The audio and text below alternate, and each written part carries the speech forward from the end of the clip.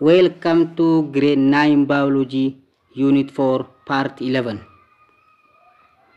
So arrantana bakonna afuraffa party kudha takaffaadha kan barannu. So wanni irraa eegallu ovulation kan yookaan jechuudha. So osoo barnoota keenya itti fufnee duratti wanni isin dagachuu hin qabne subscribe, like, share gochuu akka anta kana jecha kara barnoota keenya seenna jechuudha.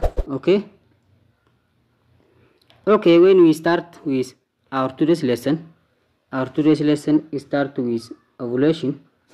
So let us come with a very important question. What is ovulation? Okay, so in humans egg production occurs before birth. So akkuma beekamu gaa karaalee gaa namoota keessatti jechuudha, humaan yookaan nama keessatti oomishamiinsa killeedha osoo haadha garaa jirtuutu eegalaa jechuudha. Shamarree takka killeen takka keessatti oomishamtu osoo isiin garaa haadha isii keessaa hin bahin, osoo isiin hin dhalatin duratti killeen hagi shamarree isin barbaachisu garaa haadhaa keessatti qaama shamarree isiniiti wajji oomishamaa jechuudha. Okay, a girl is born with about 2 million eggs. Look, shamarreen takka kan dhalattu killee tilmaaman kara miliyoona lamaatiin wajji dhalatte jechuudha, yeroo dhalattu jechuudha. Okay, so at puberty, yeroo shamarreen tun sarkaa dargaggummaa seentutti, at puberty, hormonal change prompts eggs to mature. Jijjiiramni hormoonidha jechuudha yeroo pubertyidha, yeroo dargaggummaadha, yeroo shamarreen takka sarkaa saallameessoo seentu hormoonii garaagaraatu qaama isii keessatti burqaa jechuudha, hormoonii saalaa jechuudha. Hormoonii saalaa kun immoo akka killeen tun takka takkaan bilchaattu taasisa jechuudha. So these eggs mature one at a time. Kana jechuun maal seete one at a time yeroo jennu yeroo takkatti killeen takka bilchaachuu jechuudha. Okay, in an approximately 28 days, yeroo tilmaaman guyyaa 28 keessatti jechuudha. Ovarian cycle yookaan marsaa sirna ovaarii keessatti gaggeeffamu keessatti guyyaa 28 tilmaaman sirna marsaa ovaariidha kun yookaan immoo sirna marsaa laguu kun kan gaggeeffamu ta'uu isaati jechuudha. So as a cycle begin, akkuma sirni marsaa laguudhaa yookaan immoo marsaa laguudhaa jalqabeen the follicle enlarge and the fluid filled cavity forms around it. Follicle jechuun micireen bakki killeen keessa guddachaa deemee akkasumas dhangala'aan naannoo follicleedhaa guutee argamu uumamuu isaati jechuudha. Okay, about 2 weeks, about 2 weeks after the ovulation begin to mature, tilmaama yeroo guyyaa 7 keessatti jechuudha efa follicleen bilchaachuu eegale booda jechuudha. It's well what rupture and the ovulation occurs. Dhaabni killeen keessa guddachaa jirtuun tarsa'uudhaan yookaan rupture dhoowuudhaan ovulationiin eegalamti jechuudha. Sochiin killeen bilchaatte ovaarii keessaa karaa ovidaktiidhaa taasiftu eegalte jechuudha. Adeemsi kun maal jedhama? Ovulationii jedhama jechuudha. Adeemsa killeen bilchaatte ovaarii keessaa karaa ovidaktii yookaan immoo ujummoo ovaariidhaa ittiin deemtu jechuudha. Sochiin tun ovulation jechuun. Okay, and also this ovulation occurs killeen bilchaataa turte dhaaba keessa bilchaatee turte yeroo raapchar gootee yookaan dhooftee tarsaaftee keessaa baatu adeemsa ovulationiidha jalqabe jechuudha. Okay? So the egg and the surrounding follicle cells are ejected into the adjacent oviduct. Look,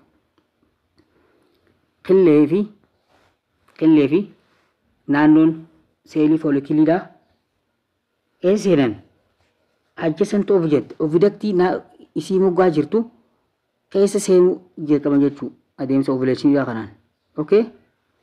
After ovulation ever gifne booda the cell of ruptured follicle develop into hormone secreting corpus luteum. Seelonni rupture ta'e dhaaba ifa keessaa baate booda cuqulleen suni seeliin gartee follicle rupture ta'e kun yookaan tarsee kun karam guddata.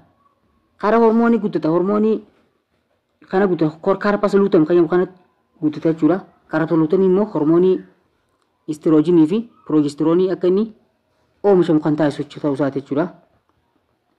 So corpus luteum kun dhaaba yookaan immoo paartii caasaa hormoonii progesteronii fi estrogenii akka inni burqu akka inni oomishamu taasisu jechuudha. Okay? Kana guddata jechuudha.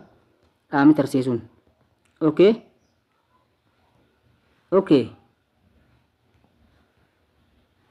Look, if pregnancy does not occur, yoo ulfi uumamuu baate jechuudha.